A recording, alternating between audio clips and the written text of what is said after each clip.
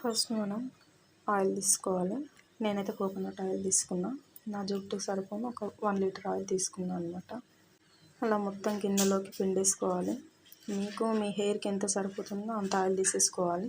ఇంకా అందులోకి కావాల్సినవి మందారం ఆకు ప్లస్ మందారం పువ్వులు, మెంతులు, కరివేపాకు ఇవైతే సరిపోతున్నాయి. ఇంకా నేను మా ఇంటి దగ్గరే ఉంది కాబట్టి చెట్టు డైరెక్ట్ తీసేసుకున్నాను. అవి కొద్దిగా తడిగా ఉంటే దాన్ని తూడ్చేసుకోవాలి.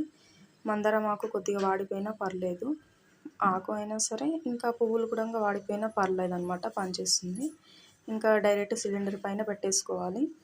ఆయిల్ పెట్టేసుకున్న తర్వాత అది కొంచెం బాయిల్ అయిన దగ్గర ఉంచాలి. బాగా మరిగిన తర్వాత అందులోకి కరివేపాకు కూడా యూజ్ చేస్తున్నాం అని చెప్పాను కదా, అది కరివేపాకు కూడా మొత్తం క్లీన్గా తూడ్చేసి పక్కన పెట్టేసుకోవాలి. ఇంకా మెంతులు కూడా సైడ్కి పెట్టేసుకోవాలి. మీకు ఎంత కావాలో అంత వేసేసుకోవచ్చు. ఇంకా ఆయిల్ బాయిల్ అయిన తర్వాత అలా కొద్దిగా వేసేసుకోవాలి, లేదంటే మొత్తం మొహం పైన పడిపోతుంది అనమాట. అలా మరుగుతూ ఉంటుంది.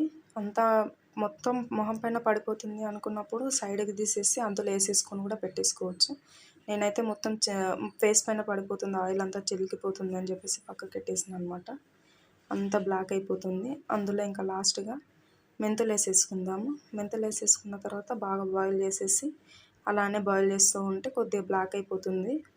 ఇంకా సరిపోతుంది అనుకున్నప్పుడు తీసి పక్కన పెట్టాలి. చల్లారిన తర్వాత డైరెక్ట్ అప్లై చేసుకోవడమే.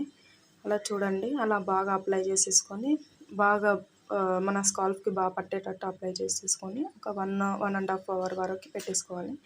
మ్యాక్సిమం ఒక 2 అవర్స్ వరకు ఉంటే సరిపోతుంది. ఇంకా తర్వాత మనం బాత్ చేయడమే. చూడండి ఒకసారి మీరే, చాలా చాలా యూజ్ఫుల్ అవుతుంది. హెయిర్ గ్రోత్కి అయితే చాలా బాగుంటుంది. ఒక 3 మంత్స్ వాడి చూడండి. నేను వాడినా, సో మీకు చెప్తున్నా అనమాట.